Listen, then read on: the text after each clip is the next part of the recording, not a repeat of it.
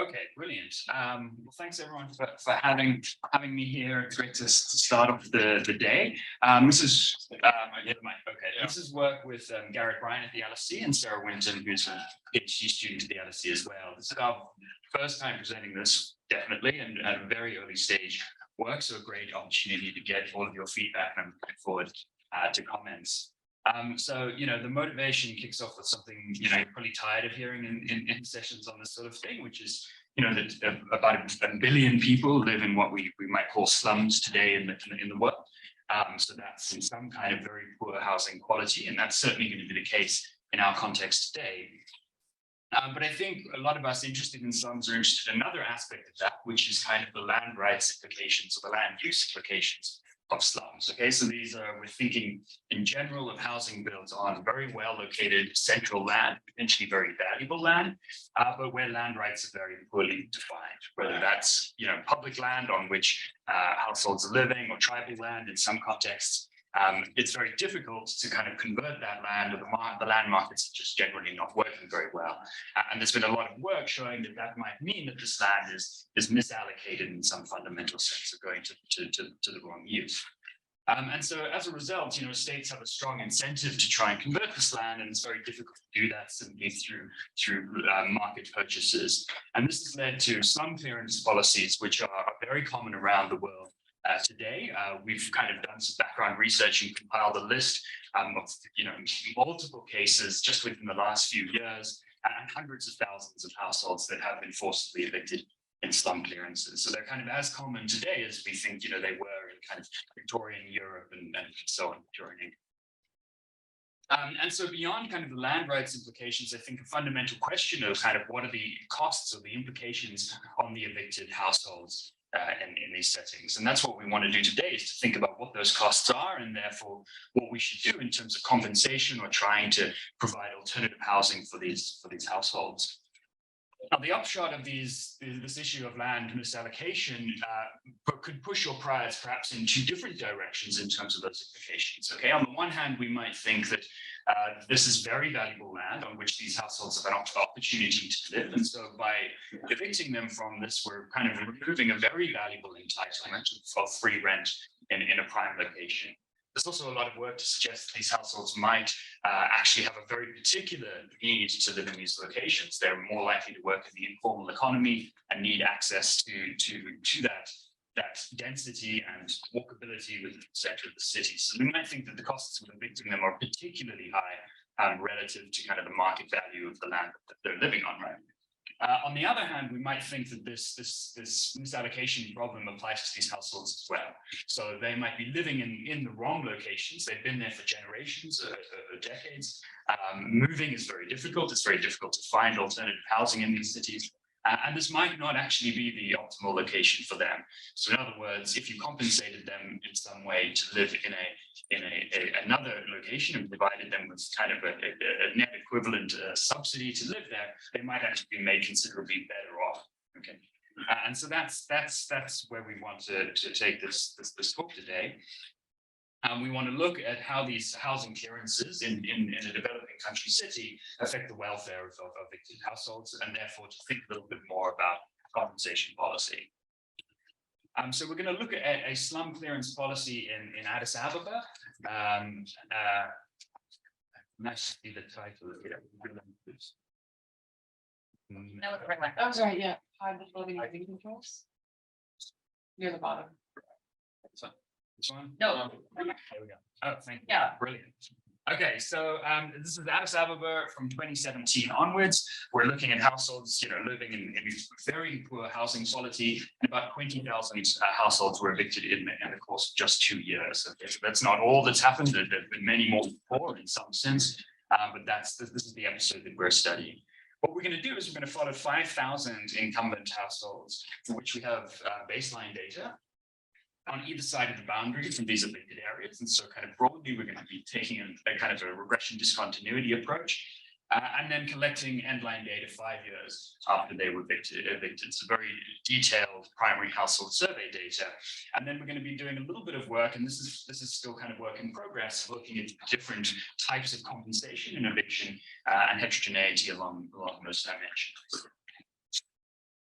Okay, so I won't bore you with kind of a long contributions section, just to say that, my discussant Fernanda today, you'll all have seen her great paper on this, kind of looking at people who were either evicted but got to stay nearby, or evicted and forced to move to a very specific faraway location, and looking at kind of the neighborhood effects literature there, kind of long-term human capital formation. Okay, so we're going to do something different in that we're going to be looking at households that were evicted and get a whole myriad of different options compared to people who are untouched. Okay, so they remain exactly where they were and aren't evicted at all. And we don't have the advantage of very long run human capital outcomes, but we're looking at kind of the 5-year kind of more holistic effects on the households that face these evictions. There's, of course, a longer literature looking at kind of the more place-based effects of these policies and kind of urban renewal and spillovers. We're not going to say anything on that today, but that is plans for kind of future work. Okay, so let me tell you a little bit about the situation. So these evictions were part of kind of a broad master plan for the city. So almost every square inch of the city had a plan put in place for what the master plan office envisioned it to look like in the future. And most of these were slum areas, large areas of informal housing. And we have these maps that we've digitized that kind of show what they thought was going to, what the current land use situation is and what their plan is to do with it in the future. Those plans reached various stages of getting closer and closer to implementation. Some reached more advanced stages, some didn't, and then only a few were actually implemented. We're going to study 18 particular project sites where implementation went ahead. And then at some point, there was a lot of controversy about these policies. There has now been a moratorium on these evictions. And so there's kind of, we've got this moment frozen in time, which is useful for us looking at kind of a treatment control kind of setup. So, the goal of this was to evict households, to try and regenerate the city and rebuild and to convert this for kind of more commercial purposes. So this wasn't done out of, concern for the welfare of these households living in poor quality housing at all, although we're going to see in a minute there was some compensation provided. Okay, so this map shows a sense of what this looks like, this kind of central part of the city here, which looks, very similar to housing on either side there. Most of the city looks like this. It's kind of very dense, informal, single-story housing. And then on the right, you can see a couple of years later where, now there is kind of greenery growing up there. They evicted all of that block within a year. Okay, so that's an example of one of those sites. So we're kind of interested in, the households who are on this side of the road, compared to those on the other. So our data, we think, it provides a really nice opportunity to study these policies in kind of a unique setting here. We happen to have, for another project of mine, a baseline survey done in 2016, where we interviewed over 30,000 households, spatially georeferenced, all over the city. Okay, and this was for a social protection study that we were doing. And so that survey was conducted before these plans were announced, right? Great, thanks. And so then we have all of that data. We have it all mapped. We digitized these maps of the eviction plans, and then we went back 5 years later after the slum clearance happened. And did a detailed end-line survey. So the challenge with these kinds of projects is always, actually finding these households and getting attrition down. That was a big challenge here, and we're pretty proud of managing to get that down to just 10%. Okay, so we find 90% of the households here, and it was, of course, harder to find people who were evicted. They were sent, they often moved wherever they wanted. And it's difficult to track them. So there's slightly higher attrition there, but we're pretty proud of that. We then also have very detailed census data where we've kind of got that georeference right down to kind of a small enumeration area level. So we can really characterize, the household's neighborhood characteristics before and after the move. Okay, so this is what it looks like, just zoomed in on one area. These red outlines are those eviction sites. Dots are our baseline sample, and then the light blue is where we've sampled and then found households. So we've done the spatial sampling on either side of the boundary so that we have kind of a regression discontinuity setup. We've sampled kind of as optimally as we could to study that. Okay, so this is just to show you that indeed these households live in what we might call, a slum, very poor housing quality, mostly wood and mud floors and things like that. There are some key points to just note about the land use, land rights situation. A lot of households here live in what we call Kabela housing, or they call Kabela housing.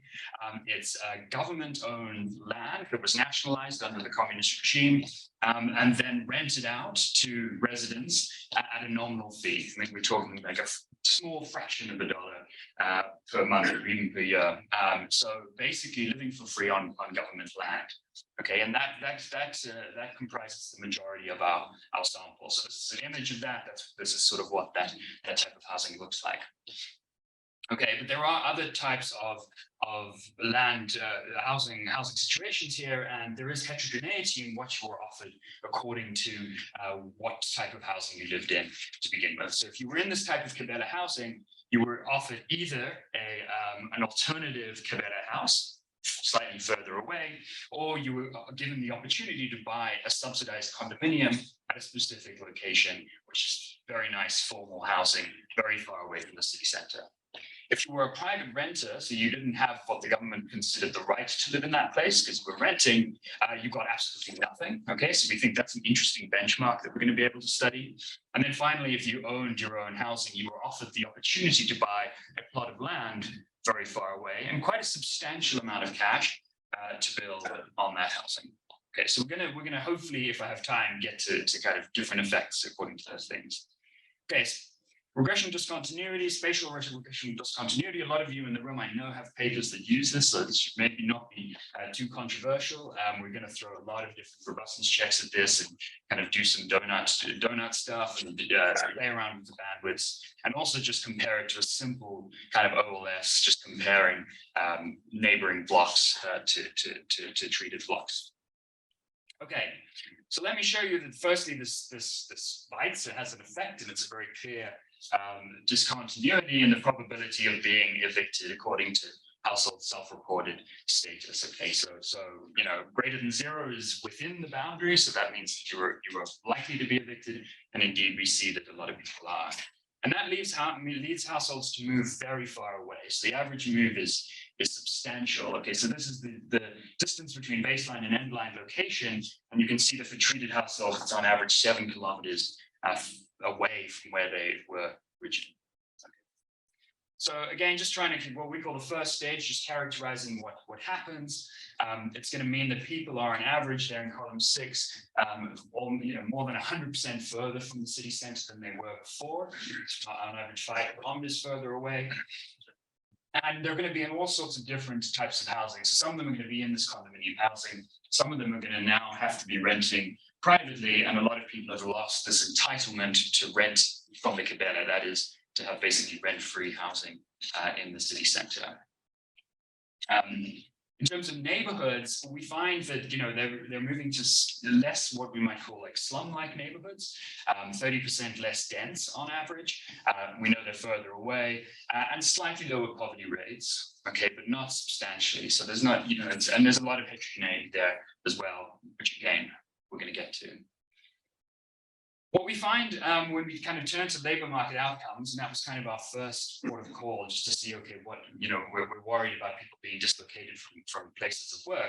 We're actually finding something that we thought was quite surprising. So firstly, kind of a positive effect on labor supply and indeed on earnings. This is at the individual level.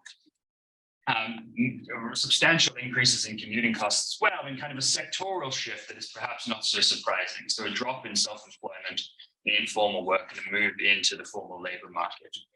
Okay, but we're not so sure just yet that this is kind of indicative of a good thing. A lot of people know the literature on kind of the Iceland volcano and the suggestion that means that people were actually made better off. We're quite there yet. We think it might be the case for some households. When we turn to expenditure, what we're basically finding is that monthly expenditures for these households are going up enormously as well. But we suspect that a lot of that is out of necessity, right? So they've lost access to this entitlement as free rent, they're now paying a lot more, either in mortgage repayments if they've managed to purchase, or in rent repayments, and their transport costs quite a lot. But we do find that their kind of net expenditure, net of those transport and rent costs, is not significantly affected, and in some specifications is slightly positive as well. We also note that there are no effects on prices. So we have like very detailed price data, and we're not finding that the locations they've moved to have different prices. The neighborhoods they move to are better. So there is sort of an improvement in a sense from moving out of a slum, including kind of more like public neighborhood amenities, less likely to be sewage or smells and problems like that.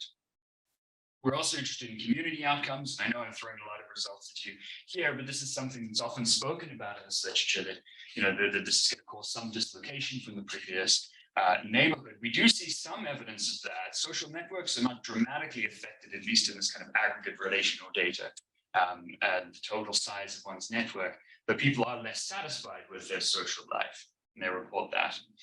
They're less likely to attend religious ceremonies. They're further away from their churches in many cases, but there is an increase in participation in kind of new community groups in the new neighborhoods.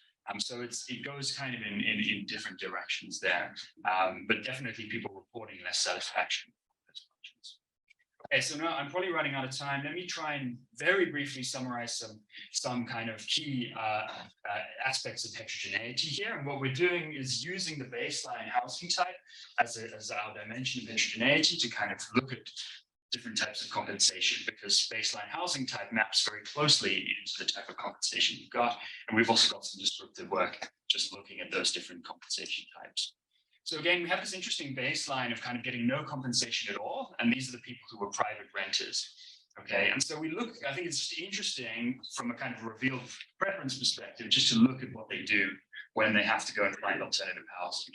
Okay, so this maybe does give some support to the idea of misallocation here. They generally move further away from the city center. They're renting further away in similar types of neighborhoods in terms of poverty rates and that sort of thing, but their housing conditions are improved. Okay, so they are, once they lose this access to this slum housing in the center, they are choosing to move to better housing further away, though they are not compensated at all, and they've suffered quite substantial disruption to their lives. We see this large drop in life satisfaction, which is not present for any of the other categories at all, I should say. And some of them, it looks almost positive. Okay. People who get cash and land, they move very far away, they're working more, and they're spending a lot more on rent and commuting. People who got moved to alternative to better housing, this is more of interest to see what the government was able to provide. They tended to provide lower quality housing further away, and we don't see any effect on their labor supply and earnings. Finally, these condominium housings, this is what's really driving substantial improvements in housing quality, because these are very modern new units further away, and they're paying higher housing costs as a result, but they're also earning a lot more, and they're more likely to be wage work with no kind of net effect, at least. Okay, so let me do one last thing, and this is very preliminary. We're kind of interested in these human. I said we weren't going to say anything about human capital, but we've got just one thing, which is that we are seeing some evidence of kind of a drop in schooling attainment for the kids who were moved. Okay, and this is very much in the short run. They've only been moved for 3 or 4 years, and we think the mechanism here is literally just a disruption cost, because it actually applies to all the different types of compensation types. So it doesn't seem to matter where you were moved.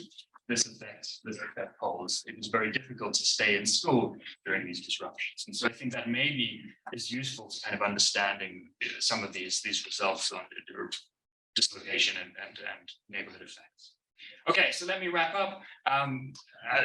It's a short talk, so I won't go into detail, but there's some surprising results I'm still trying to work out here in terms of labor supply outcomes. We think that's partly driven by kind of a forced change, which has forced people to reconsider their work options and perhaps move into formal work when they couldn't have, but also a little bit out of necessity to pay the costs of increased rent. So I'll leave it there and looking forward to comments. Thanks.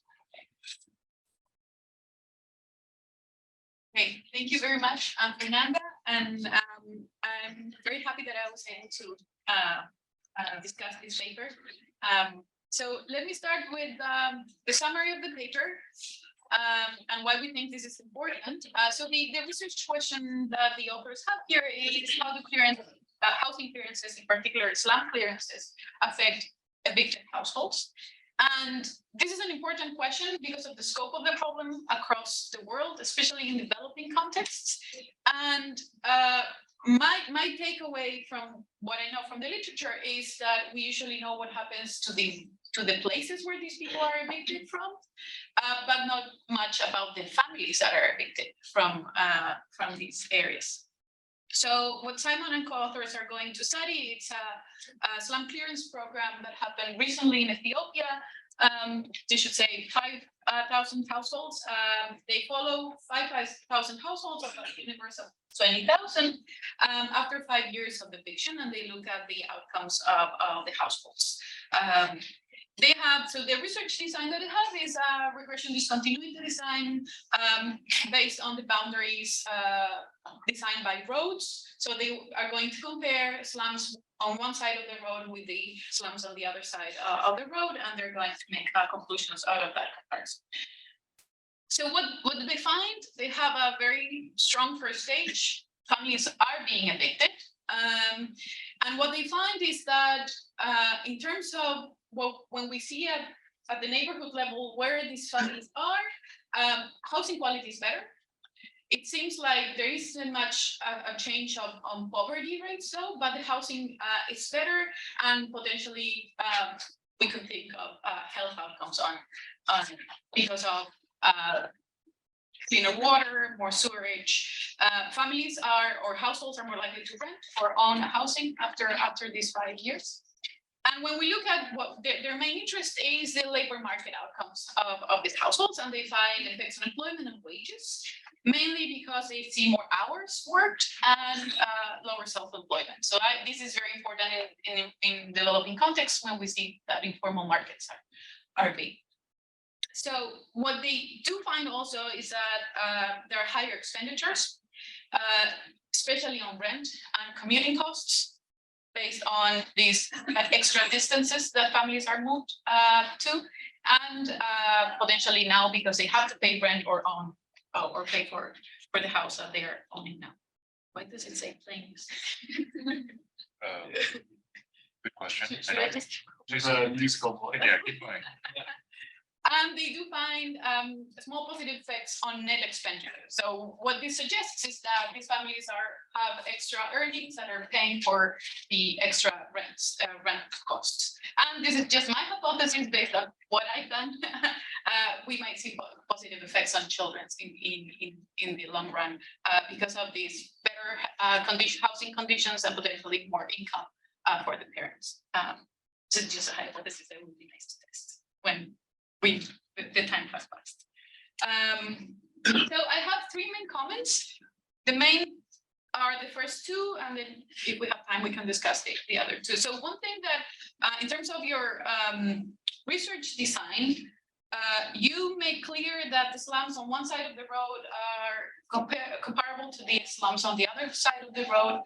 Slums are not mobile, but families are mobile. So it could be that families are moving between these 2 places if they think they could be treated because of these clearance policies. So the one thing that it would be nice to know is how early the intervention was announced, and whether and if you could see balancedness of demographics of the families prior to the intervention.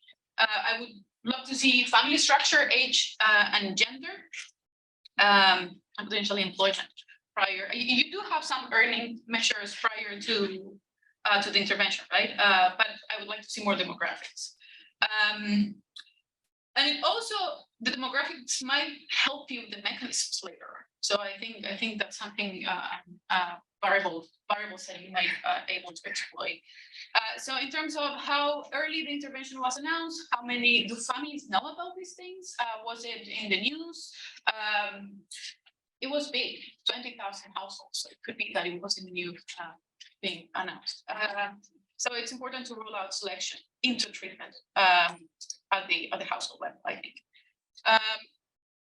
The second mechanism is that I know this is work in progress, and I think that's where you want to go. So why do we see increases in employment?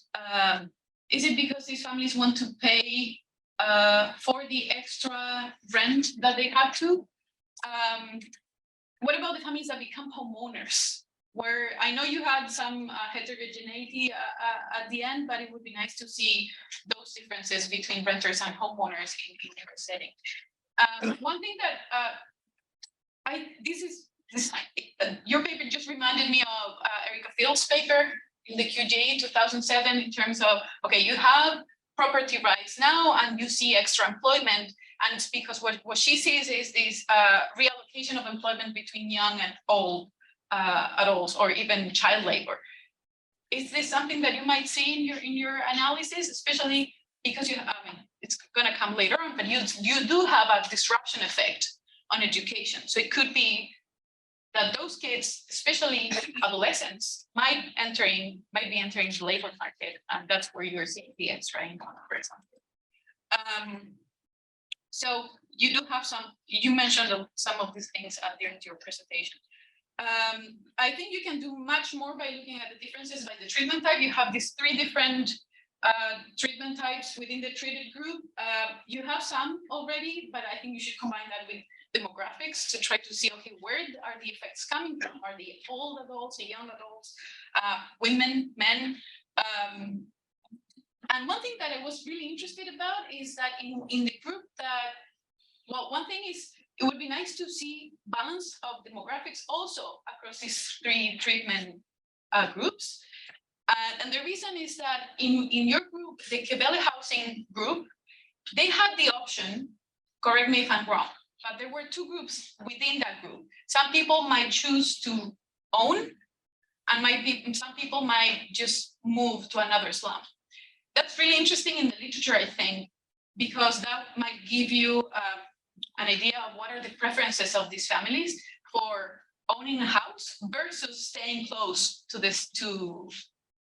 I don't know, their original commuting zones or labor market. So there is this tension between a better neighborhood versus location, right? I think you might be able to see something with that. Zero. Okay. So comment 3 is a summary of everything that I said before, and I also have something else at the end that is more about how do we interpret your results in line of slum on site versus they don't find effects on employment, but they do find effects on health. So it would be really nice to understand how your paper relates to that. That's it.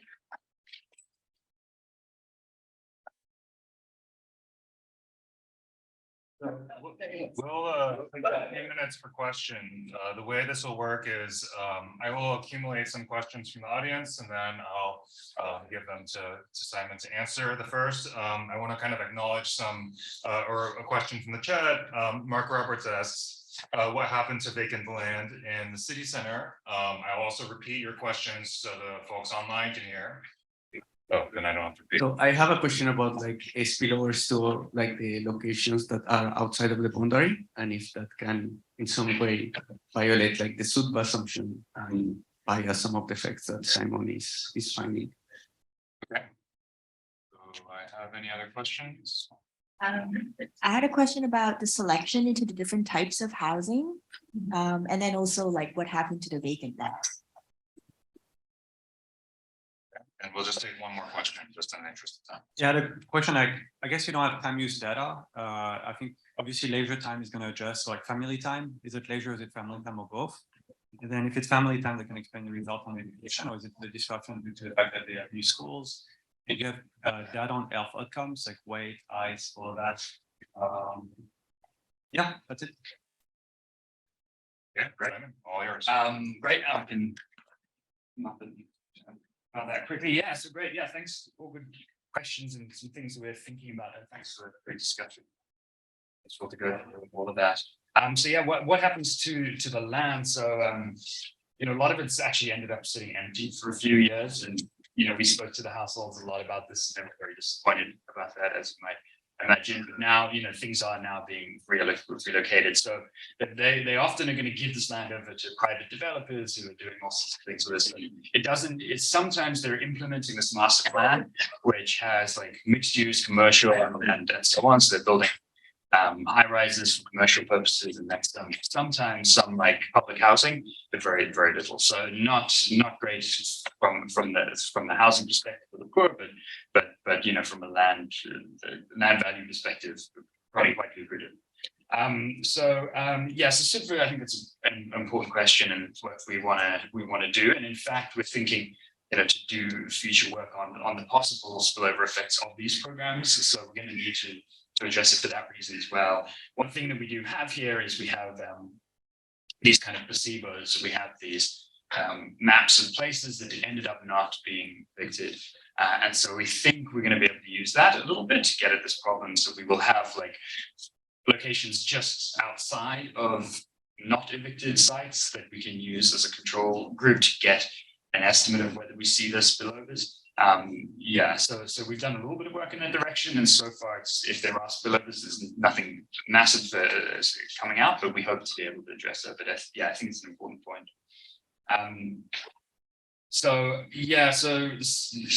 There's the selection into different types. So the main story there is that it depends entirely on your baseline housing type, and so there's quite a nice mapping from whether you were in private renting into getting nothing and so on. That's quite useful. I think I've had some comments about mediation analysis, and I think that's where we need to. Is it really the compensation type, or is there some heterogeneity by baseline renting type that's driving the results? We need to flesh that out. We're pretty sure it's the compensation, because these households are quite similar across housing types. But it's important to look at. The category that we're interested in, and this came up in your discussion nicely, was those households that had government housing to begin with, government slum housing.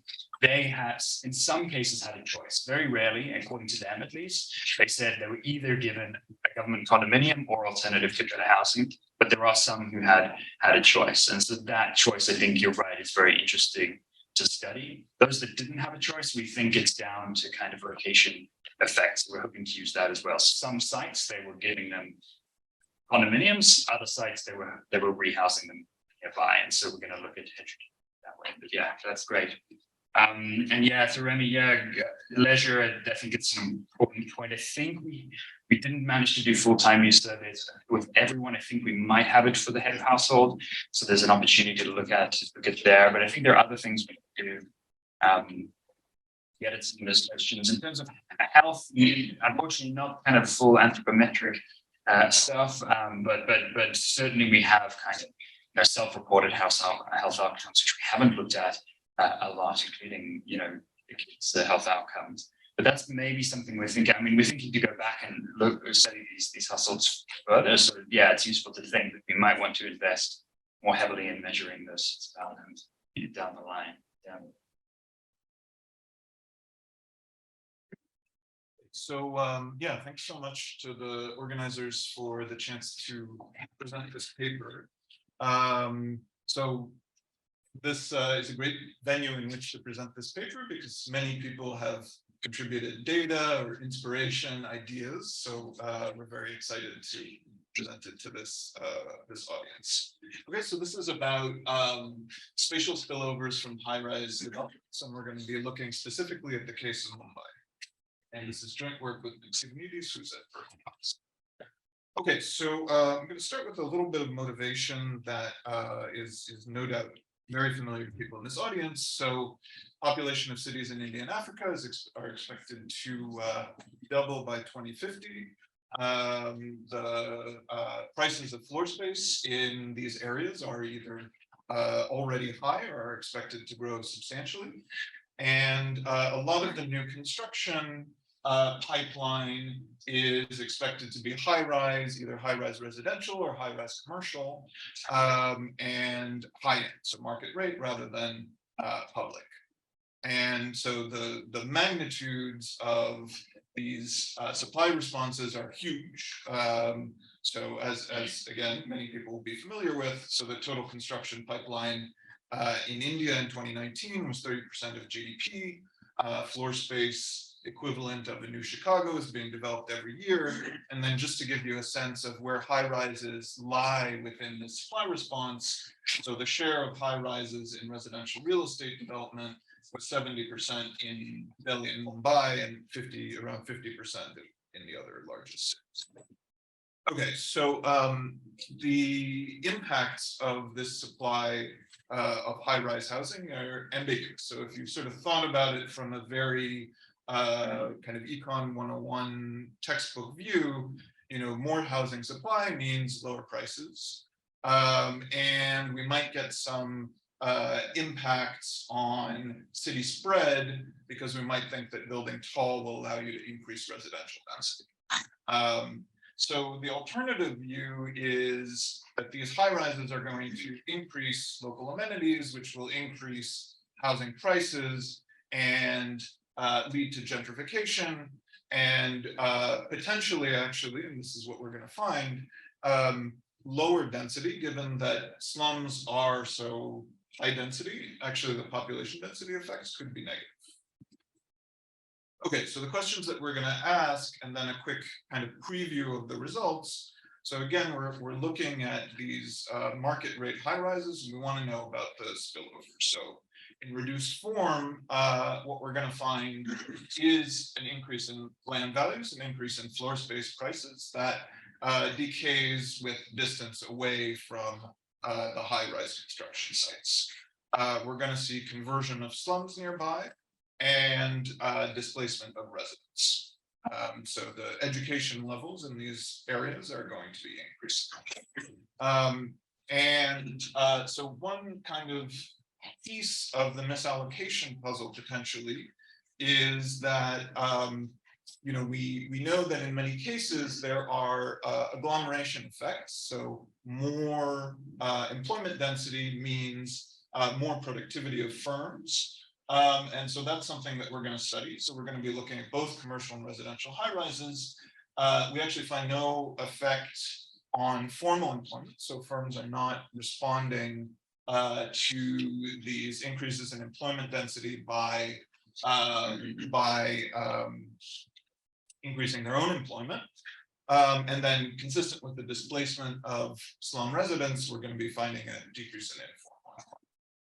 Okay, so then we also want to look at welfare. So there are these countervailing potential effects. So different floor space price effects, some employment effects, and so on. And so we want to look at the net effects. So one thing we're looking at is residential density. As I said, that's going to be decreasing. And then we're going to look at this lack of formal agglomeration. And then on the equity side, we want to know about former slum residents, some of whom are going to be compensated, some of whom are not, and break down welfare effects by them, and also think about other ways in which they may potentially gain. Okay, so just to outline what we're doing in this particular paper. So this is a challenging issue to study. So thinking about the effects of high-rise construction, because typically we think that developers are going to be entering in areas that have improving fundamentals in various ways. And so the way that we get around that is we're going to be looking at a unique policy change that made about 15% of land, which is scattered throughout central Mumbai, available for redevelopment. And this was very high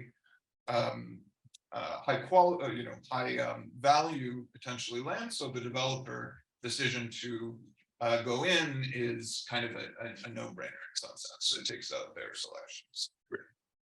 The other challenge, which probably everybody in this room has faced, is that fine geographic scale data in developing country cities is very hard to find. And so we're going to have to do a bunch of work on that. So we digitize a bunch of admin data on floor space prices, population, and all formal and informal establishments. We're going to use high resolution daytime satellite imagery to measure slums. And we're going to do some machine learning to measure the demographic composition of neighborhoods from the names of residents. Okay, and as I mentioned, there's like a bunch of countervailing effects here. And so, you know, figuring out who wins, who loses, and by how much is a challenge. And also thinking about aggregate impacts. So we're developing a quantitative dynamic spatial equilibrium model that features informal housing, it features slum conversion costs and relocation frictions. And we're going to estimate its parameters by matching our reduced form results. Okay, so in the interest of time, I'm going to skip the related literature, which is, you know, lots of people here, and move on to the institutional background. So talk about the specific policy change I'm talking about. So as we say in the title, we're thinking about Mumbai's textile mills, which used to be important. So Mumbai used to be called the Manchester of the East. But towards the lower half of last century, and then particularly because of a long strike, many of them stopped operating. So this land that was in central Mumbai was basically you know, not being used at all. And so I'll sketch the timeline of the policy change that we're studying. So this was land that was leased to owners of mills. And initially under kind of the license Raj regime, owners basically couldn't sell or redevelop because the government hoped that these would return as this big source of employment. So during the 90s, there was a redevelopment policy where the mill owners were transferred property rights to the land, but effectively only to a third of that land. So they had to give 2/3 of the land back to the city if they would redevelop. So there was a regulatory reinterpretation, which I can talk about in more detail if there are questions, which allowed owners to redevelop, but was challenged in courts and finally in 2006 upheld by the Supreme Court. And you'll see those dates are important when sketching out the pattern of effects. Okay, so let me show you guys a couple of pictures. So this was what the mills looked like when they were in their non-functional status. And this is a picture that I took in Mumbai a few years ago when I visited. So, you know, Porsche dealer, Lamborghini dealership. These are like, you know, certainly changing the quality of the neighborhood in very specific ways. Okay, so let me zoom out for a second, look at some satellite imagery, which will also let me sketch the identification strategy. So the mills are, so mill sites are outlined in blue on this picture. And the mill sites themselves have these kind of long, low roofs, so the mill buildings.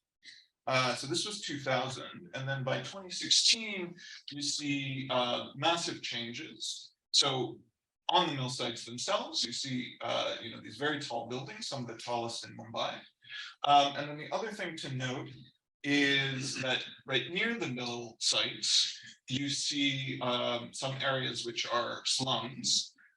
Getting converted to also high-rise type housing. And so our identification strategy is going to be looking at areas that are right next to the mills versus areas that are slightly farther away. And so one of the things we're going to be picking up is this, this effect on nearby areas of slums getting converted. So let me move on, talk very briefly about data. So a lot of data we digitized, so from books, from maps in Marathi of the census enumeration blocks in Mumbai to connect the economic census and the population. So for the socioeconomic status and education composition, we take advantage of the fact that voter rolls in India are public. And so you have names of all the people who voted in a war. We connect that to the socioeconomic and caste census to map a name to an average education level. And that allows us to look at how the demographic composition is changing through the composition of the names who are living. We have building height LiDAR data. We have commuting and migration data from Judy, and slum data from the slum rehabilitation agents of Mumbai. Okay, so I mentioned this. So the sort of data generation component of this for the education, and then for slums. So we have a very detailed slum map in 2016. We have RA and PIs go and look for changes down to 2001, and to very quickly plug a related project that Nancy, Judy, and Mark are also have been supporting and involved in. So we've also been working on a deep convolutional neural network, basically an AI model to detect the historical slums. Okay, so let me jump to reduced form results. Okay, so let me talk about more formally how we measured the treatment. So our baseline measure is going to be the distance. So we have these different spatial units, which are represented by the blue polygons. Our baseline measure is going to be distance from a spatial unit to the boundary of the closest mill site. So that's going to be equal to 0 for a polygon like this one, which contains a mill. So this is the mill red. This is polygon A. So for that, we're going to code the distance to the boundary as 0. For spatial unit B here, we're going to have a small distance. So it's the distance from the closest edge to the polygon edge, mill polygon edge. And then unit C is farther away, so the closest edge is farther away from the closest mill polygon edge. And so we're going to look at different categories for the causal inference. Another thing that we've done is to think about like an exposure measure that is based on the density of mills near a spatial unit, so that it not only, for example, for spatial unit B here, it not only depends on this mill here and how far you are from it, but also how exposed you are to these other mills, which are not the closest, but slightly farther. Okay, so this is a difference in differences analysis, and so we're going to be concerned about pre-trends. So particularly in this setting where we might think that the mill owners were lobbying to get this regulation changed because of growing land values. And so we don't see evidence of pre-trends. So basically the areas with and without mills are look very similar. So these are regression coefficients looking at the effect of containing a mill, controlling for distance CBD and some region trend effects. So we see flat, we see a slight price response once the regulatory change is made. And then once the Supreme Court confirms, then we see a much bigger response. Okay, so let me jump into reduced form results. So the regressions that I'm going to show you are going to be of this form, regression results I'm going to show you. So we're going to have an effect for a spatial unit that contains a mill. So we're looking at changes over time. We're going to have an effect for spatial units whose distance to the nearest boundary of the mill polygon is between 1 and 500 meters, and an effect or a trend effect for slightly farther away or quite a bit farther away, so 500 meters to 1 kilometer from the nearest boundary of the mill polygon. And so for residential floor space prices, we're going to see, so we see a substantial effect close by. So this is in log, so about a 13 percentage point increase from containing a mill site. So that effect is inclusive of a direct effect, which is not of immediate interest to us, because the thing that's built on the mill site has a certain value. But then we're also concerned about the spillover effect. So this is an area that doesn't contain a mill. And here we're seeing, more muted, but still substantial and significant effect on prices. Okay, so the slum share, as I kind of foreshadowed in the pictures, slum share goes down fairly dramatically. And so one thing which I can come back to in questions is that the way that slum redevelopment is happening here is a market mechanism. So it's not the government going in and clearing slums. So basically what we have is, so the Slum Rehabilitation Agency of Mumbai,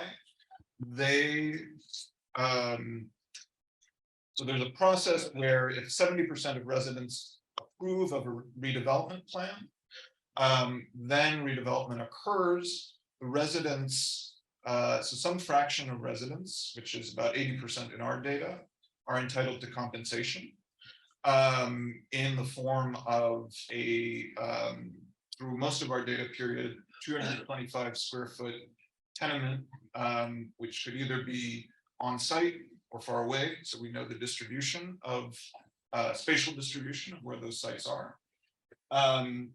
Any remaining profits goes to the owner or the developer. Okay, so we see this decrease in slum share. So this is a pure spillover effect because the mills themselves, mill sites didn't have any slums on them. And then this is again a spillover effect. So informal employment, as I mentioned in the introduction, goes down substantially. So again, kind of consistent with this gentrification story. But one thing that we initially actually expected to see is that firms that were near the mill sites, so some of these mill sites become commercial office space.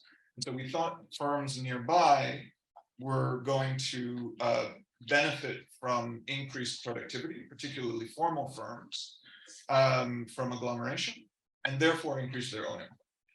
And we don't see evidence of that. So we do see this gentrification effect. So through the demographic composition that we're inferring from the voters' names, we see that the education index that we map from the socioeconomic and caste census, that goes up. And then, as I said, there's this kind of ambiguous effect on population density, which depends on how dense these high rises actually are. So people in the high rises are consuming way more floor space than people in the slums. And so that makes the population density effect ambiguous. And so what we actually find is a negative effect.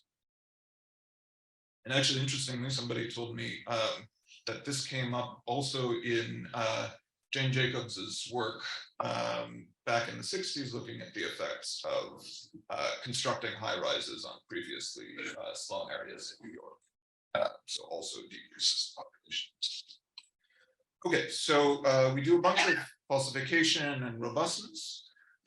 So one thing we do is, we wonder whether this is just an effect of basically industrial land getting redeveloped throughout the city. And that is not the case. So we basically look at areas that initially look like the mills, and then we treat them as if they were mill sites. We get zero effects from that, from being near these other industrial land as opposed to the mill sites. We can also look at pre-trends in employment. We don't see anything there. And then we look at, or look for, correlated changes in public goods, like you worry that maybe areas near the mill sites are getting better roads, better water, and so forth. And so there's a feature of Mumbai's planning, which is that planning occurs in these 15-year development plans, where the plan for all infrastructure spending is laid out.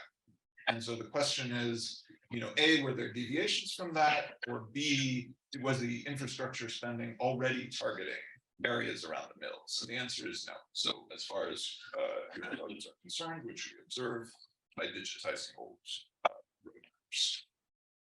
road. Okay, so let me jump into the modeling. So we care about the effects of the policy on the level of outcomes. So like we'd like to know whether this increase in floor space supply leads to lower prices overall. And we want to talk about the countervailing effects, or get to a net effect for who's winning and who's losing from the policy and by how much. And then we also want to think about alternatives to the observed compensation policy. Okay, so I'm not going to go into the details of the model, but I can describe the basic setup. So it's going to be a 2-period model, where each period is a static equilibrium. So in the first period, we take the distribution of residential population as given, as well as the allocation of land to formal or informal use. We infer amenities as being based on a building type, so formal or informal, where informal is a slum. And also depending on the share of high-skilled residents nearby an area, where more high-skilled residents leads to higher amenity value. You can also do it based on more formal floor space, and it's roughly isomorphic. Okay, we allow high-skill and low-skill workers to have different preferences for amenity. If the high-skill workers have a higher preference for amenity than the low-skill, that's going to lead to this gentrification process, because they're going to have a higher willingness to pay for amenities. And then we're going to have formal and informal land use, slum, non-slum, and formal and informal firms, which you can work in. Okay, so you can think about that as the start thinking about that as the pre-policy change.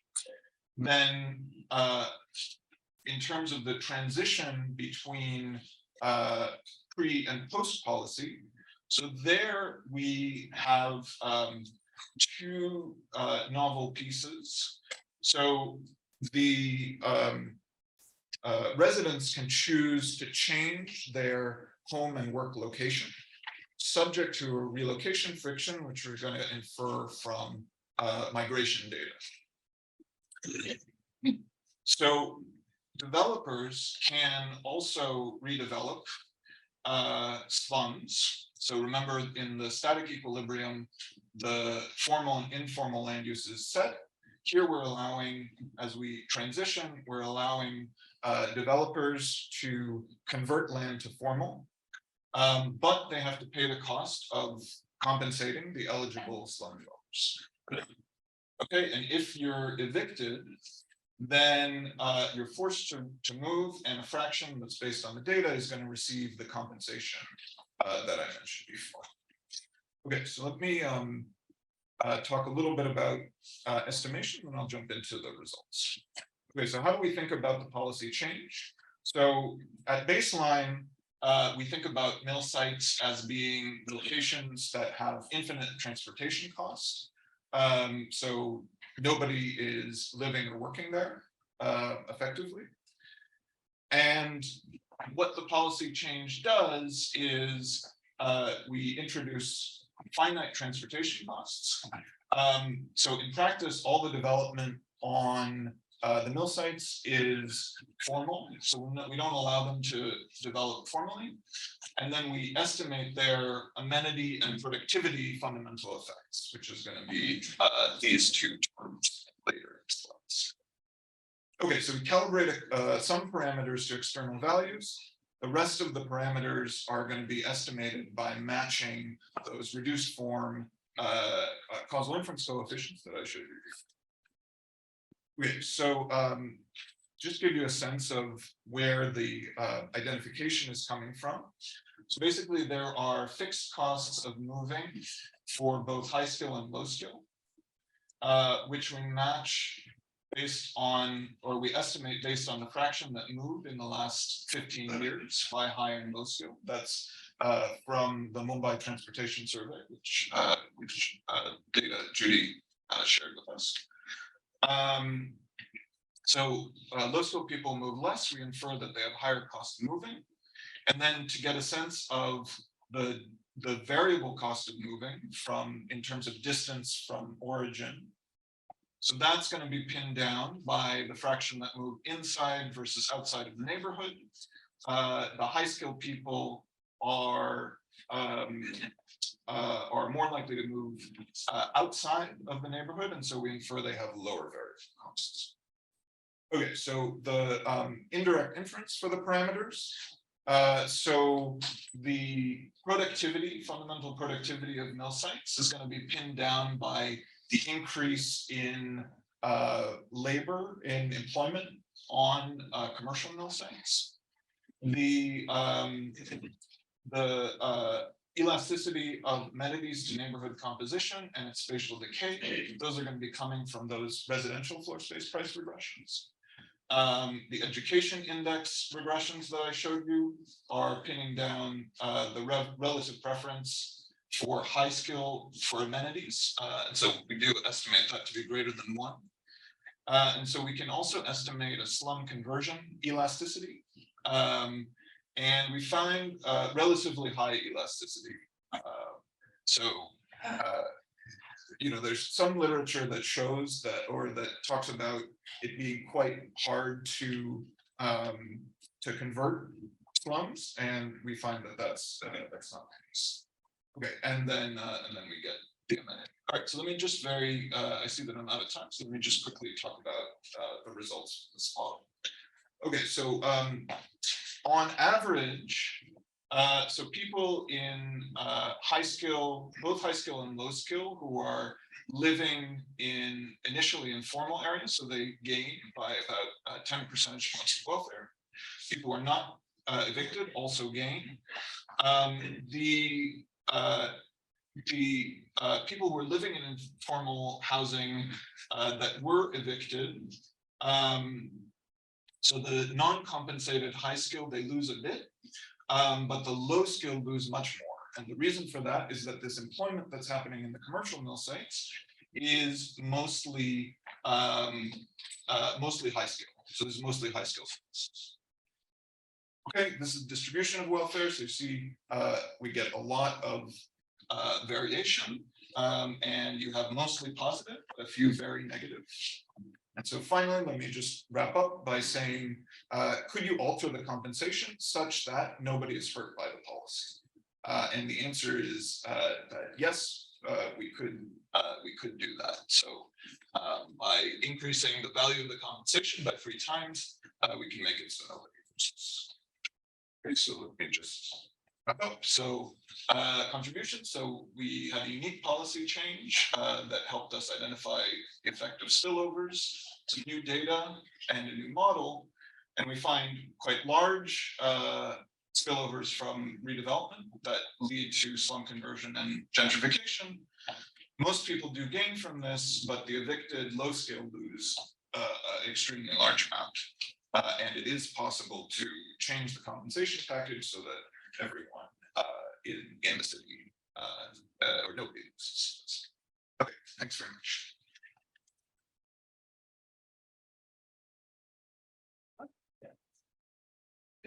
So in terms of the general overview of the paper, I think that the paper is aiming to answer a very important research in developing countries, which is what is the effect of land redevelopment on welfare. And we know that misallocation is a big issue in developing countries, and the main message of the paper is that land redevelopment can increase welfare substantially, since it is going to reduce economic inefficiency, but at the same time there is an efficiency and equity trade-off, and that we can actually compensate more the losers from this policy. There are like several contributions that the paper is making. There is like a big effort in collecting several sources of data. So my wife was an array of this project, so I know from her point of view that they have been doing like a lot of effort in collecting all these sources of data. So the first data they are collecting is these satellite images to identify slums before and after the policy, the policy was implemented. I think that this is like a strategy that many researchers can use in the future to identify slums because it is very difficult to get data in developing countries. The second source of data is digitized data of floor space prices, and many of the effects of the policy are going to be capitalized in these prices. And they are also building this novel socioeconomic index that other researchers can use, especially in India, in which they use last names to identify education. The second big contribution is that they are developing this dynamic general equilibrium model. And it is very hard in the static model to analyze like distributional effects, because in principles, all workers are exactly the same. But now when you have a dynamic model, you can analyze distributional effects based on the initial state of the workers. So I think that this is one of the first papers that in an urban setting, it's using a dynamic framework to analyze distributional implications. And we can also use the model to simulate other policies of land redevelopment, like as Michael mentioned in the end, like this policy of compensating more the losers. And finally, we care about like parameters, structural parameters in this kind of models, and they are using this exogenous variation from the shock and also this indirect inference approach to estimate several parameters that urban economists care about. So like the relative preferences of amenities of high-skilled workers or this slum conversion elasticity. Now, in terms of my comments, I will separate my comments in two aspects. The first part is going to be more about the quantitative model and the counterfactuals. So my first comment has to do about like the quantification of the shock and the counterfactual that you are running. Right now, the counterfactual is a change in the transportation cost, and there are going to be new locations that are going to have this economic activity. I think that you can relate a little bit more like this counterfactual to a literature that have looked at the welfare effects of new varieties.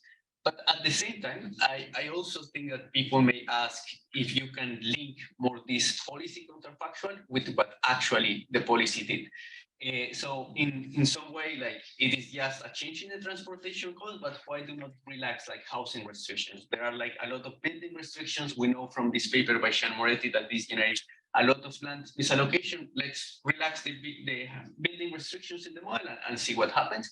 Or at the same time, what if we reduce like the fixed cost for developers? So there is a fixed cost for developers to develop land in the model, and it is based on the compensation part, but you can actually reduce that fixed cost to see what is going on after the policy, and that will link more like the policy shock to what actually happened.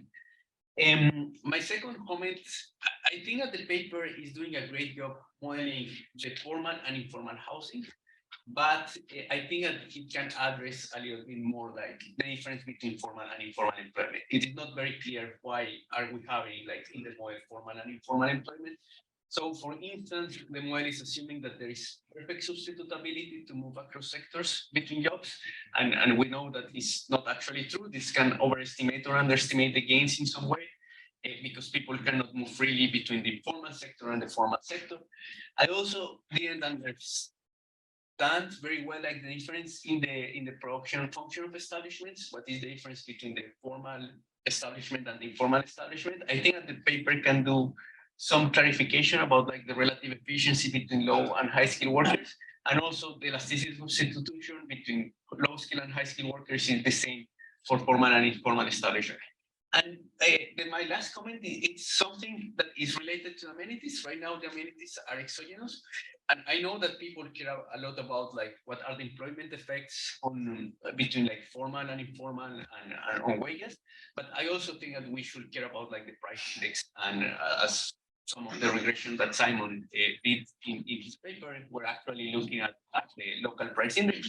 And we have this idea that low-income households consume more informal varieties. So this is an effect that the current model is not capturing, and it can be an important effect that can actually have more distributional implications. There are other points that I have in this quantification part. Like there are a lot of parameters that vary by group, like the moving cost vary by group, the fixed cost of moving varies by group, also like the marginal cost of moving varies by group. But when you extract those moving costs from the model, you need to assume some migration elasticity, and the migration elasticity is the same for both groups, the same for low skill workers and high skill workers. So I think that it will be useful to do an analysis in which the migration elasticity varies by group. I think that we have found that the migration elasticity is a bit higher for low skill workers. So just do a simple analysis with that. And the second thing is that right now, like the capital to develop land is a perfectly elastic supply curve. I think that it will be useful to do the analysis with a perfectly inelastic supply curve of capital to see what happens, because that is going to increase the cost of land developers to develop land. Okay, and I also have some comments in terms of the data and empirics. I would like to know what is the exact definition of informality that you are using, if it is about labor security payments, because this can have some effects on wet guess and misallocations. And also, what are you exactly doing with the zeros in the data? So you're running some of these regressions, but we do not know what is going on with the extensive marking. Maybe you can include the zeros through a PPML regression or something. And Michael didn't go through this part, but there is a part in which they run like some heterogeneous effects based on the residential component of the mill sites or the commercial components of the mill sites. I think that you can relate more this with the quantitative analysis. In particular, location usually specialize in their comparative advantage. Some locations are going to have a comparative advantage in residence. Some locations are going to have a comparative advantage in production. And finally, like in terms of the standard errors, I think that it is important to allow for the spatial correlation. Thank you.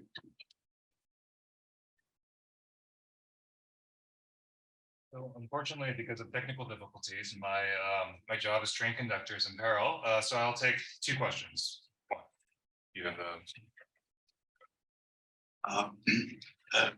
the question that has occurred to me really applies to both.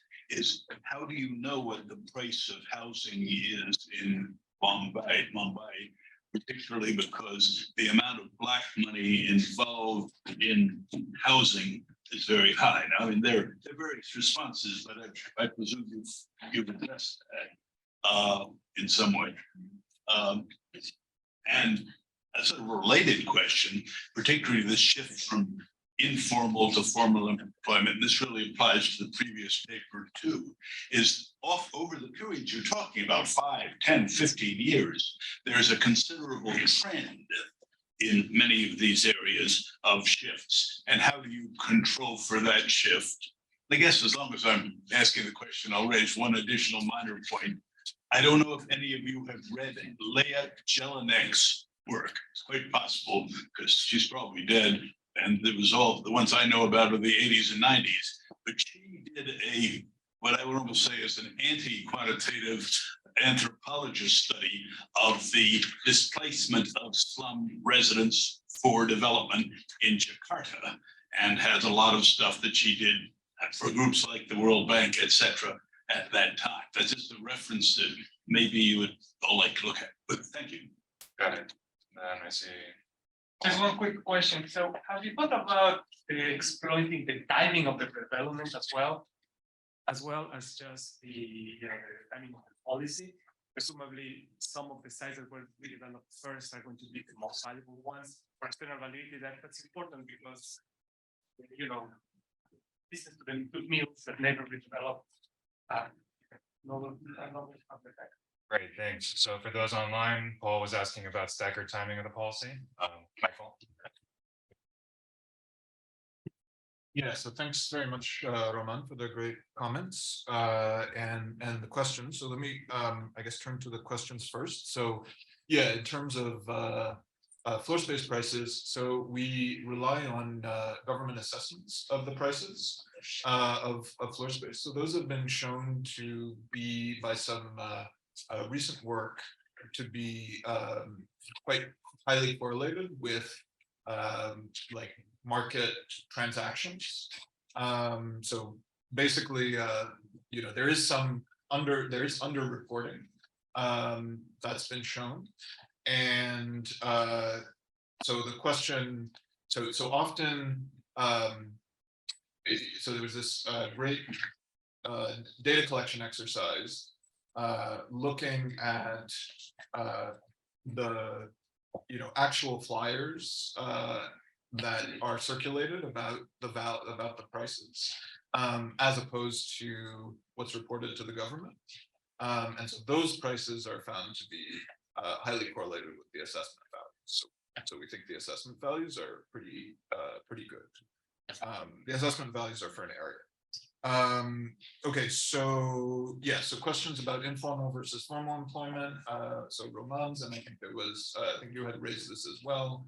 Yeah, thinking about movement across sectors as being subject to some friction, certainly interesting, especially since we see informal employment go down so much. And then I think there was a question, there was a last question about using the actual development. So yeah, so we're exploring some IV type specifications to look at that. Yeah, so maybe I should stop there. Yep. Okay, thanks. Thank you. So what today I'm presenting, Urban Renewal and Inequality, evidence from Chicago's public housing demolitions, and this is joint work with Eric Jean and Brian Stewart. Brian Stewart is at the Fed, so the usual disclaimer applies. So to start motivating the paper, probably in this audience it's not necessary to say or to provide evidence that spatial inequality has been increasing over time, and that policymakers have cared about how to tackle or how to reduce this inequality. One of the common policies, and one of the policies that we are seeing today, is place-based policies. What are the examples of place-based policies in the US? We are going to have opportunity zones, empowerment zones, affordable housing, and in the case of the paper today, public housing conditions. However, so the cost of these policies is not negligible. It is estimated that on an annual basis, US governments spend $100 billion to stimulate development in disadvantaged areas. But there are still some open questions as to what are the effects of these policies. First of all, it's like, how do place-based policies change local neighborhoods? How the treated neighborhoods are changing in response to the policies? Second, can local interventions, these local interventions aggregate up and have like general equilibrium effects? And third, what are the welfare and institutional consequences? And these are going to be the questions that we're going to be after in this paper, and I'm going to hide this thing.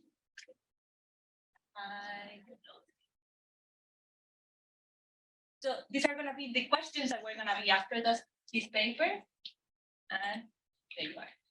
And how are we going to answer these questions? We're going to take a structural approach in which our model is going to model the location choices of residents to study the welfare and distributional impacts of place-based policies. Why a structural approach? Because we want to get to disentangle how place-based policies, in this case, public housing demolitions, might affect the welfare or the outcomes of neighborhoods through different channels. We want to get to equilibrium effects, and we also want to add enough heterogeneity so we can speak about the distributional impact of these policies. Today, like as opposed to, for example, the first paper that we saw, we're not going to be looking at the people living in public housings who are being displaced. We're going to be looking at the people who live next to public housing or the average resident in the city of Chicago across different demographics. The application, as I said, is public housing demolitions, and this is one of the largest especially targeted programs, redevelopment programs in the US. And the policy debate about public housing demolitions started in 1992, in which Congress posed the question whether we should start demolishing public housing. The answer was yes, and they came up with the Hope 6 program that sponsored demolitions. And for today, we're going to focus on Chicago, on demolitions in the early 2000s that destroyed 1% of the houses. So why, let me motivate now a little bit why we're going to take this structural approach. And the idea is to The reason is that public housing demolitions or place-based policies can change neighborhoods through different channels. And for this slide, what I want is to show you the different channels through which place-based policies might affect us. So the first thing that we're gonna see is direct local effects. First, we're gonna have the destruction of public housing, of low-income housing. And we know that this is going to change neighborhoods and this is going to change how people choose where to live, because if I'm destroying low-income housing, people might change their preferences about living in those neighborhoods. And there's been like literature showing that people care about the presence of public housing or low-income housing in the neighborhood. The second thing is going to be a direct displacement effect of residents. In the case of Chicago, what we see is that 99% of the people living in public housing is African American, meaning that when we destroy public housing, these local shocks have the power to shape the demographic composition of these neighborhoods. And we know from the 16 literature that people care about the racial composition of their neighbors in the US. But we're going to have indirect effects. And these indirect effects are going to come in the form of, or they are going to be channeled through people resorting in response. The first indirect effect is we're going to see further changes in the demographic composition. And as I destroy public housing, if neighborhoods are going to become more attractive, let's say that high-income people are going to move in. As more high-income people move into these neighborhoods, this is going to channel, or this is going to fuel more white people moving into these neighborhoods. So we're going to have this gentrification effect, kind of in a feedback loop that is going to kick in through this sort of. And second, we are talking in an equilibrium framework, so we need to readjust prices in order to restore market. So, given the background, like the motivation of the paper and the channels that we're going to consider, let me talk a little bit about public housing in Chicago. So, public housing in Chicago was the third largest system in the US. It consisted of mainly like 40,000 units. Concentrated in 13 high-rise projects. There were some units that were scattered around. As I said, nearly all residents were African Americans. The average household earning living in public housing was $7,000 per year. And this is not coming from labor income. This is not coming from wages. This is coming from social benefits. Think about the SNAP, etc., etc. There was a lot of concerns about the infrastructure of these public housing sites and the concentration of crime. And as a response to those concerns, the Hope 6 federal program sponsored demolitions, and with this money, this federal money, the city of Chicago demolished 23,000 units between 1995 and 2010. For the people living in public housing, what the government did was to give public housing residents who were forced to be displaced Section 8 voucher, which is a discount to the rent. Now, let me talk a little bit about the data that we're going to use in this project. So we're going to have two sources of data that are going to be very basic, and they're going to be very simple compared to the previous paper. So the first one, we're going to have data on public housing demolitions that is going to give us the number of units that have been demolished, the public housing site, and the date of the demolition. The second data set that we're going to use is census data, and we're going to use population counts across different demographic groups, housing values, etc. And we're going to use two cross sections of the housing of the census data, and our level of observation is going to be a census tract. So we're going to put together two cross sections of census tracts in the city of Chicago, or in Fulton County, which is where the city of Chicago is. So let me show you a little bit of the variation that we're going to use to estimate the reference parameters of our model. On the left graph, what I'm showing you is the cumulative number of public housing units that are being demolished across time. And as you can see, we see a gradual change in the number of units that are being demolished, and meaning that we're going to use these gradual changes across like over time. We're going to use that variation to estimate our reference parameters. When you do this graph conditional on census tract, you still see these gradual changes, meaning that demolitions do not happen all at once. They happen gradually over time. Second, this is the map of the city of Chicago, and what I'm showing you there is the number of public housing units that were demolished per census tract. And as you can see, public housing units are not spatially concentrated, they're more or less scattered around the city of Chicago. Now, before I jump into the model, let me show you a little bit of the variation of the data, how neighborhoods are responding to these interventions in a reduced form way. We're not going to claim any causality from this graph, but this changes is what's going to motivate the ingredients of the model later on. So we're going to borrow from existing literature that has looked at the effect of public housing demolitions, and they have studied outcomes such as crime and more recently house prices. So we're going to use this definitive approach in which we're going to compare public housing units before and after. So we're going to compare neighborhoods that experience more demolitions before and after the intervention between 2000 and 2010. So on the x-axis, what I'm doing is I'm plotting the number of public housing demolitions as a share of the 1990 housing stock. So if you see a 1 on this x-axis, it means that in 1990, all housing units in that tract were public housing units. On the y-axis, what I'm doing is I'm plotting the changes of the outcome variable that I'm doing. And as you can see, places that experience more demolitions also saw a larger drop in the share of African Americans and a higher increase in this is for rents. No, this is for house values, but the same applies to rent. Why is this important to motivate our model? Well, first of all, we see that demographic composition is changing. If we compare the changes between 2010, so the blue line is for 2010, changes between 2000 and 2010, and the red line is changes between 2000 and 2016. The extra kick that we see motivates the fact that we are seeing some endogenous neighborhood change in terms of demographic after the intervention. So that is going to be important, and that's going to come as in our model, that's going to be reflected as people caring about the demographic composition of neighborhoods and that demographic composition endogenously responding to the intervention.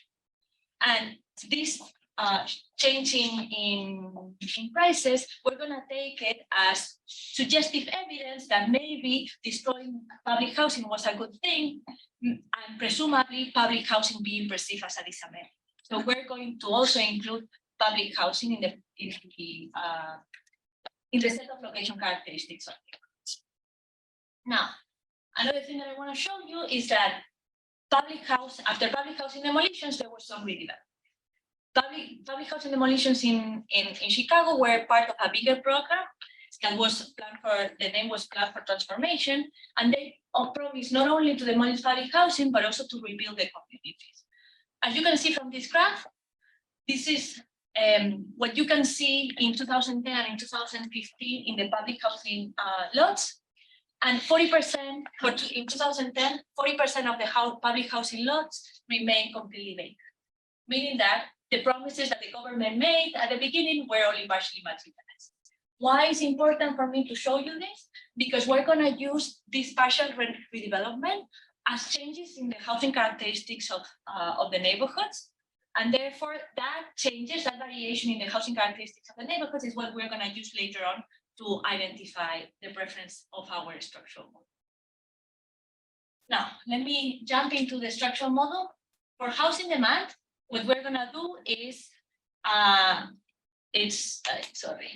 we're going to do is, a household of type K, we're going to have different demographic groups. It's going to choose across different neighborhoods, J, indexed by J, and the utility component of these neighborhoods is going to be on prices, on the share of African Americans, the share of Hispanic income. On top of the share, on top of the demographic composition, households are going to have preferences over the presence of public housing, and then we're going to allow to have preferences for the physical characteristics of the housing stock and the industrial composition, not the industrial composition, but the zoning shares that we see in the neighborhood, whether we have like 30% industrial or 30% residential, etc. On top of that, there's going to be some unobservable demand shocks and a type 1 extreme value error that allows us to write down demand for location J at time T in this with this formula. And we're gonna take this directly to the data. So what we're gonna do is we're gonna count the people of type K. We're gonna have 8 demographic groups, 4 racial groups, and 2 income groups. We're gonna count the people who live in every census tract at any given year. That comes from the census, and this is the equation that we're gonna take directly to the data. In the interest of time, I'm gonna skip a little bit the identification strategy, but we have 2-way fixed effects and an IIEP. On top of that, to deal with the fact that maybe prices and the demographic composition of neighborhoods is endogenous in the sense that it's a function of an observable demand shock. So I'm gonna skip this because I wanna get to results and counterfactuals. So what do we see in terms of reference parameters? That everybody dislikes paying for housing, which sounds very trivial, but it's very hard to get. Second, importantly, low income people are more sensitive to housing prices than higher income people. Public housing is perceived as a disamenity by all groups. And we find evidence of homophily bias similar to BFM. And just to give you a sense of this homophily bias, if we increase the Black share by 1%, low income African Americans are willing to pay 1% more in terms of annual rent to pay for this demographic change. And this is similar to what the literature has. And these results are robust to a battery of specifications, controlling for crime, spatial controls, region-specific trend, and dropping Cabrini Green, which Cabrini Green was a very iconic and very particular public housing site in Chicago. For housing supply, we're gonna be very simple. We're gonna borrow from Baum, Snow, and Hack. We're gonna take that housing supply curve. We're gonna calibrate the housing supply elasticity as well as the housing supply shifter to match the equilibrium quantities that we observe in the data, given equilibrium prices. And for the equilibrium definition, this is slightly different because, as I said, we're interested in that endogenous demographic change that follows demolitions. And we're not gonna have housing prices being endogenous, we're also going to have demographics being endogenous. So we need to solve a fixed point that not only include prices, housing prices, but also include demographics. This boils down to solving a very large dimensional fixed point.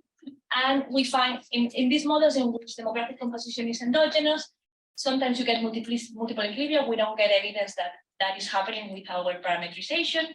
And just to give you a sense of how the model is fitting the data, what I'm showing you here is for 1990, so we have used 2000 and 2010 to estimate our model.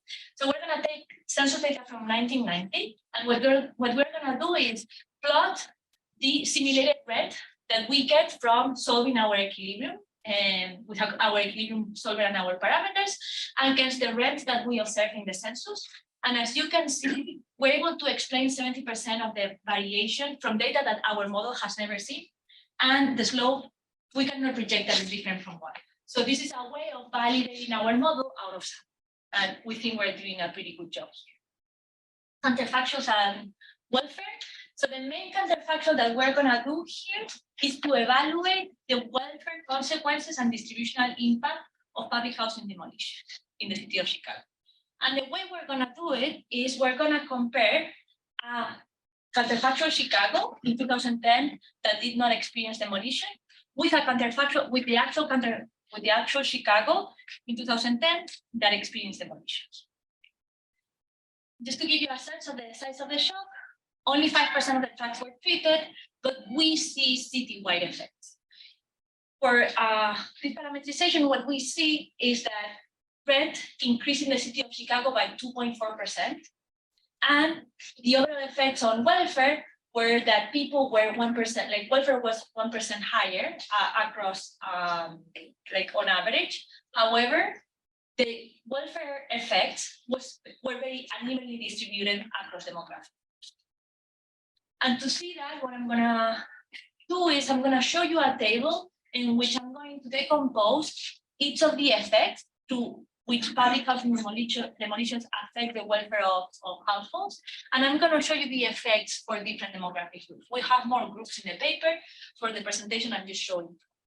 So the first row corresponds to the counterfactual Chicago that did not experience any public housing demolitions. The second row is just the effect, the welfare effects from destroying public housing, destroying the physical buildings of public housing. And as you can see, what these numbers represent is how much these households are willing to pay for that change. So if it's a positive number, it means that they are better off, because if I'm willing to pay something positive, it's because I like it. So because public housing was perceived as a disamenity, everybody is better off after I destroy public housing sites. The second row, the third row, what it represents is that it's coming from the fact that I'm displacing African Americans. The African Americans were living in public housing. And here the effects go in opposite directions relative to the group that you're looking at. For non-Hispanic white, they're even better off than before, because remember, we see homophily bias. And we see the contrary for African Americans. The fourth row, this is the effect coming from this endogenous resorting.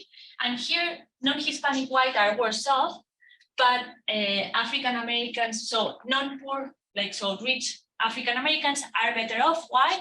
Because they are able to recreate the pockets of African Americans that were destroyed with public housing through their location choices. Endogenously, they're going to resort and create these pockets of African American neighborhoods.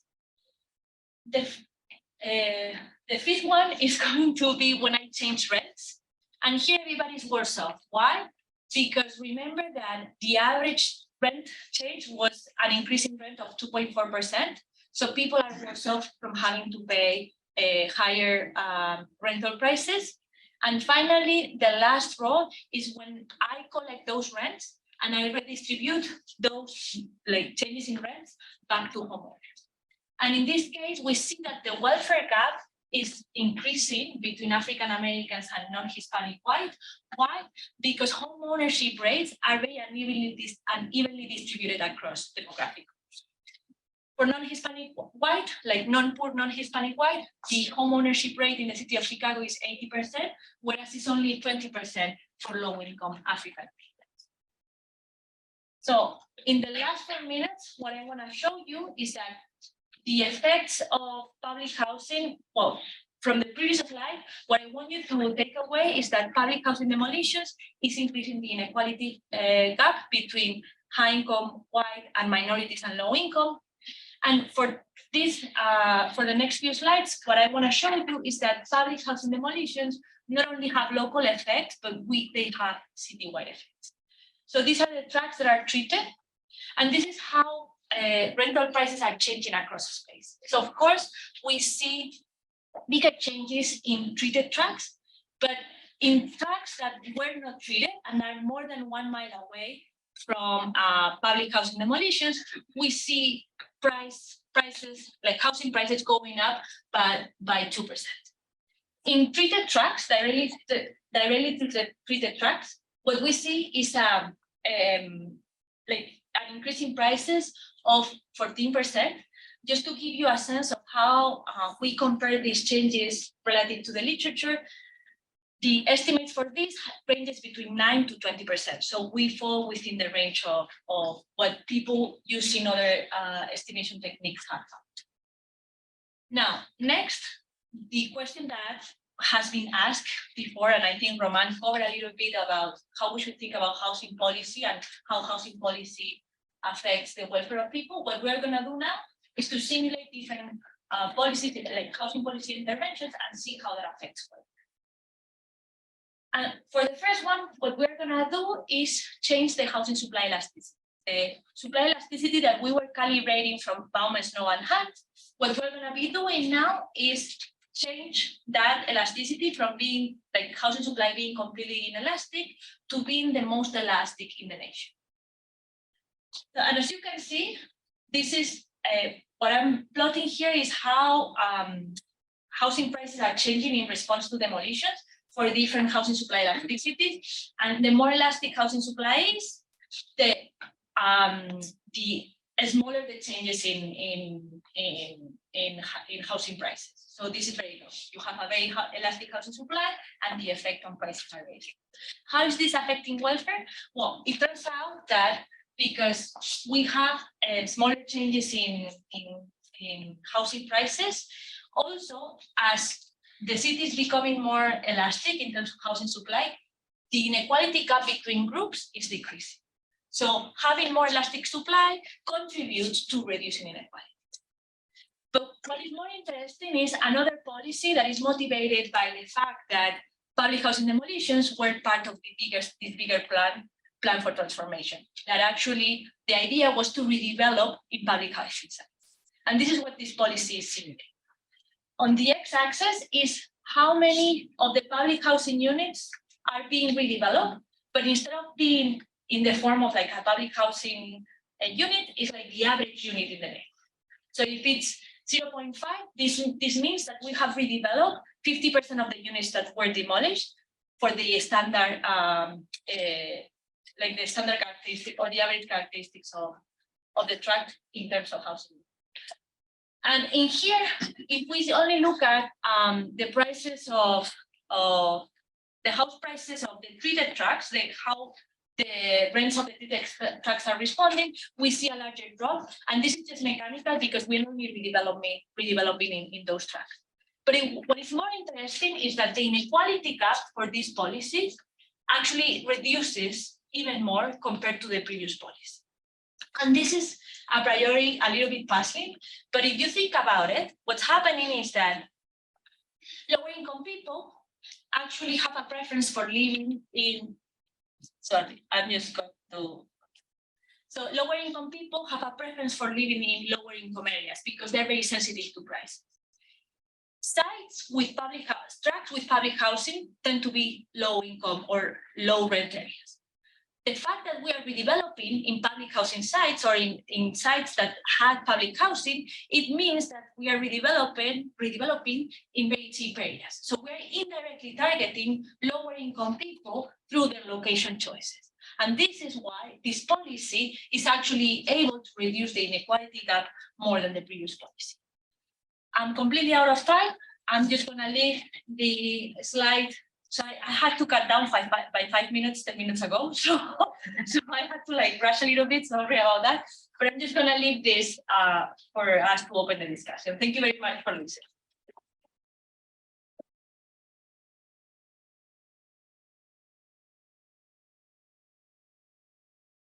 Well, next doing that, this is a picture of Cabrini Green, the same one Milena showed us.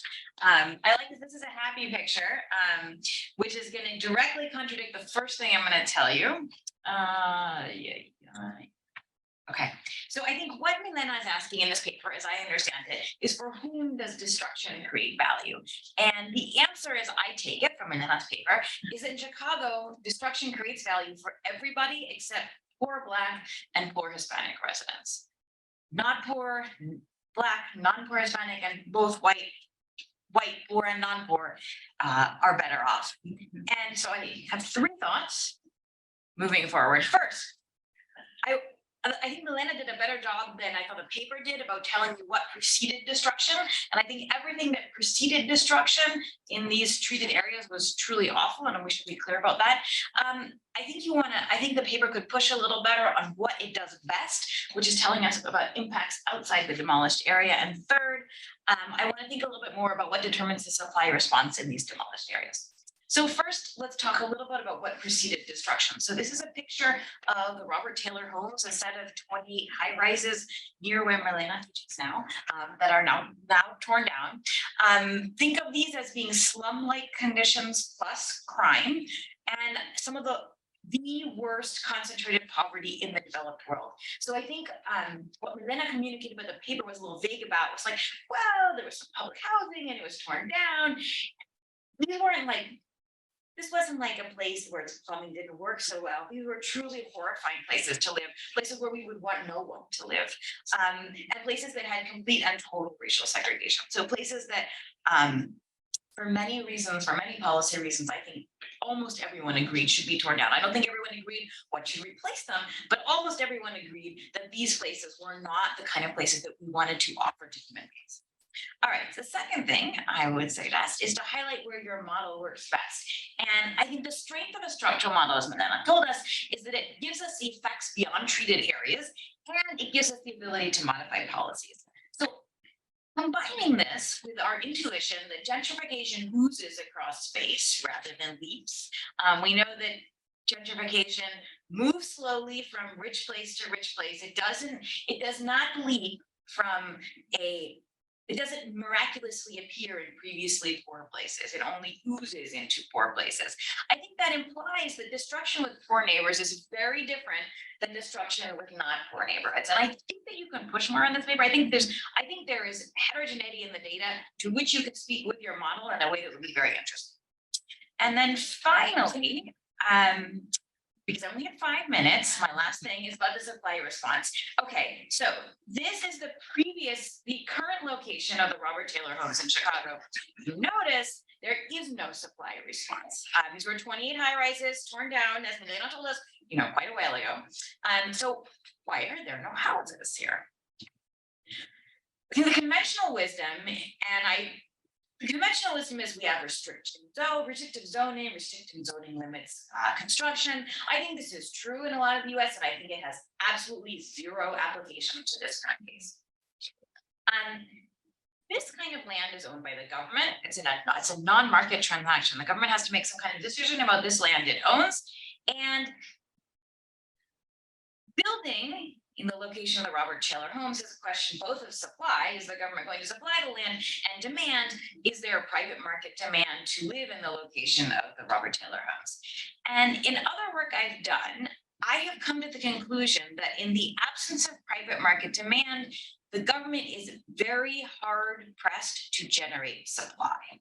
So in the absence of private market demand, the government's tools are limited. They're limited to what you might call forced development, in which the government incentivizes non-market actors to build structures. And that's just a very different kind of supply response than you might think about with the Bomb Snow and Han sort of supply elasticity.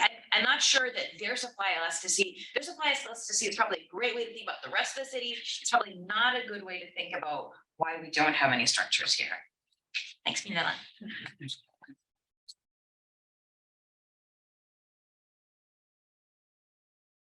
So I don't see any questions online. I think I'll take advantage of my short tenure as chair to ask the first question, which is, given the the Hispanic, the Black share of the neighborhood, the covariates that you're using in your demand model are also functions of Black, white, Hispanic demand. I was wondering if you could speak to how this might be a weedsy question, but how your identification strategy can overcome reflection problem.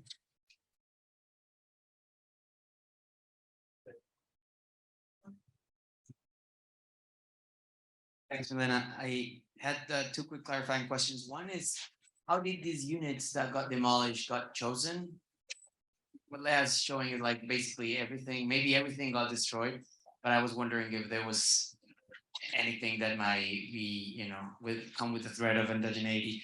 And then the second thing is this concept of demographic clearing in the model. Is it that you're basically looking for an equilibrium where people live in a place where they are happy with the demographic composition of the place, and otherwise people would keep moving until everyone is happy? No way. You have to push it. No. Oh, okay. Oh.